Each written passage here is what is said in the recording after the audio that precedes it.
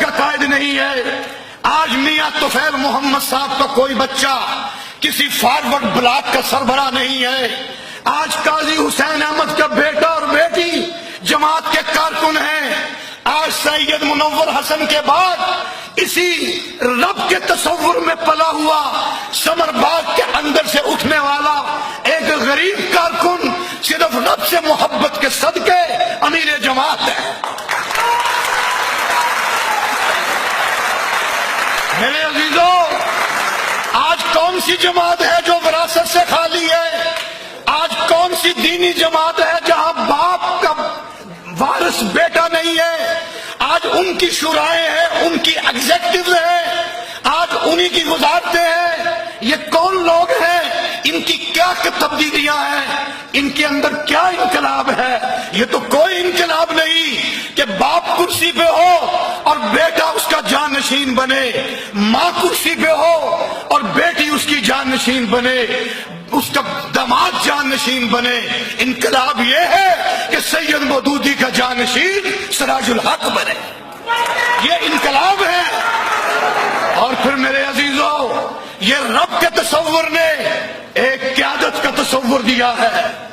وڈیرا شاہی کے چنگل میں پھنسے ہوئے اس پاکستان میں کتنا بڑا انقلاب ہے. اس کی پوری قیادت جو ہے غریب طبقے سے تعلق رکھتی ہے، شعور والی ہے، اور شعور قرآن کے صدقے ملا ہے، شعور سیرت کے صدقے ملا ہے.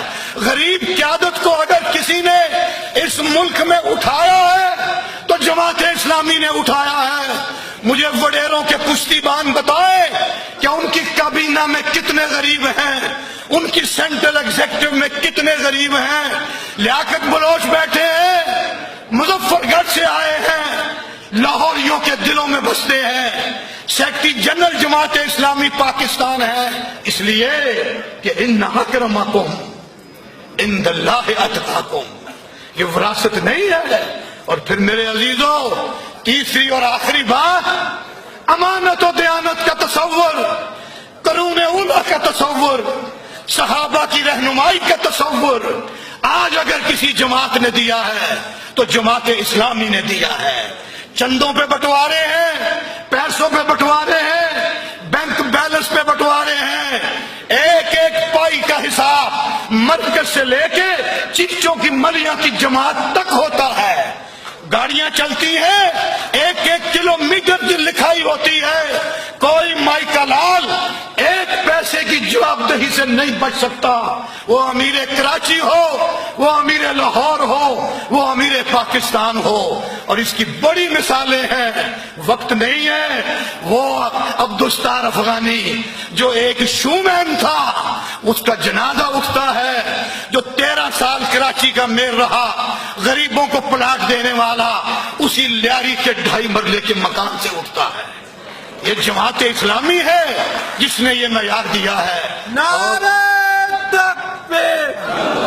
بس میرے عزیزوں، انشاءاللہ یہ قافلہ رواں دواں رہنا ہے. ان سفید داڑیوں کی جگہ کالی اور کچری داڑیوں نے آنا ہے. پردم ہے اگر تو نہیں خطرہ ہے استاد. اس جدوجہد کو آگے بڑھاؤ، اس کے اندر اپنے بچوں کو لاؤ، اس کے اندر اپنی بیٹیوں کو آگے بڑھاؤ. اس ملک کی قسمت اسی سے وابستہ ہے، اللہ والوں سے وابستہ ہے، کالی کملی والوں سے وابستہ ہے، جو تمام تعصبات سے بالا تر ہو کے انسانوں سے انسان ہونے کے ناطے پیار کرے. اور میرے عزیزوں، حضرت علامہ کا ذکر آیا، جنہوں نے مولانا کو دعوت دی. آپ پٹھان کوٹ میں آئے، آج قیادت کا انہی کا تصور پیش کر رہا ہوں. اپنے امیر کو اسی تصور پہ پرکھو، ایک ایک کو اسی تصور پہ پرکھو. تو نے پوچھی ہے امامت کی حقیقت مجھ سے، حق تجھے میری کرے صاحب اسرار کرے. ہے وہی تیرے زمانے کا امام برحق جو تجھے حاضر و موجود سے بیزار کرے. یہ نہیں ہے کہ وہاں راج رنگ کی محفلیں سے جائے، تمہیں پلاٹوں کا کاروبار دکھائے، تمہیں اور بڑے بڑے کاروبار دکھائے، چینی روک کے سٹہ بازی دکھائے، بینکوں کی ساری دولت لوٹ کے خود کھا جائے اور اپنے حواریوں کو کھلا دے. یہ لیڈرشپ نہیں ہے.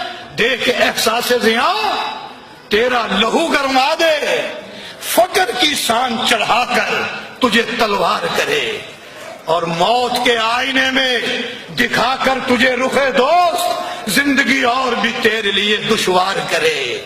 پھر شاہوں کی مہمانداری نہیں ہے، فتنہ ملت بیضا ہے، امامت اس کی جو مسلمان کو سلاطین کا پرستار کرے۔